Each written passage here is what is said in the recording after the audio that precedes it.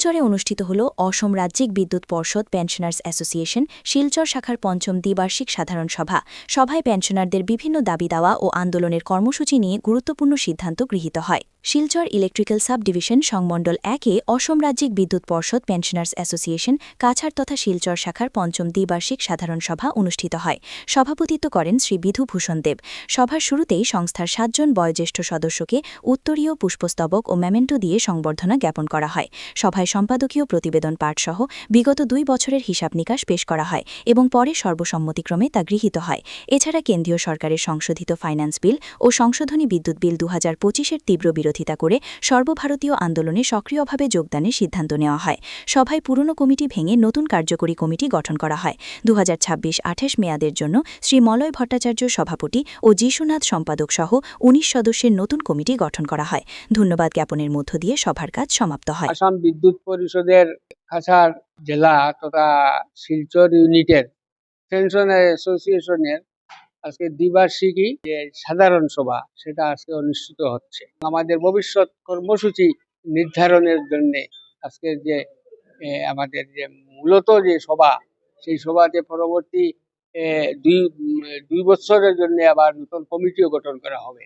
ব্যাপার হচ্ছে আজকে যে আমাদের যে পেনশনার অ্যাসোসিয়েশনের যে সদস্যদের যে সমস্যা, বিশেষ করে সেই সমস্যার উপর আমাদের আলোচনা হবে এবং ইদানিং সম্প্রতি যে সমস্যা আমাদের মাথা ছাড়া দিয়ে উঠেছে সেই সমস্যার মধ্যে অন্যতম হলো আজকে ১৯৭২ সালের যে পেনশনার্স আইন, যেটা আমাদেরকে সাংবিধানিক অধিকার দিয়েছিল, সেই অধিকারগুলা আজকের বর্তমান সরকার ইদানিংকালে যে ফাইন্যান্সিয়াল বিল অ্যামেন্ডমেন্ট করে সেই ১৯৭২ সালের আমাদের সমস্ত অধিকারকে খর্ব করে দিয়েছে এবং বিশেষ করে আগামী যে ২৬ সনের যে পে রিভিশন হবে, সেই পে রিভিশন যে কমিশন, সেই কমিশনের যে বেনিফিটগুলো আমরা পেয়ে আসছি সেই বেনিফিটগুলো আর আমাদেরকে দেওয়া হবে না।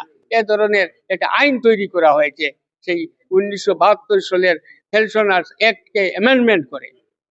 এটা আমাদের আজকে বিশেষ করে এইটার উপর আমাদের আলোচনা। জানেন আপনারা যে বিদ্যুৎ খণ্ডকে আজকে ব্যক্তিগত মালিকানায় হস্তান্তর করার জন্য যে চক্রান্ত চলছে এবং বিশেষ করে পার্লামেন্টে যে খসড়া বিল তৈরি করে রাখা হয়েছে, কোনো না কোনো সময় যে এটা পার্লামেন্টে এটা প্লেস করে আইনে পরিণত করার সম্ভাবনা রয়ে গেছে। তাই সর্বভারতীয় ক্ষেত্রে national coordination committee of electricity employees, engineers and পেনশনার্সদের যে ভারত জোড়া যে আন্দোলন, সেই আন্দোলনের আমরাও একটা অংশীদার হয়ে আমরা সেই আন্দোলনে ভবিষ্যতে যাতে জোরদার করতে পারি সে ব্যাপারেও আজকে এখানে আলোচনা হবে এবং সিদ্ধান্ত গ্রহণ করা হবে।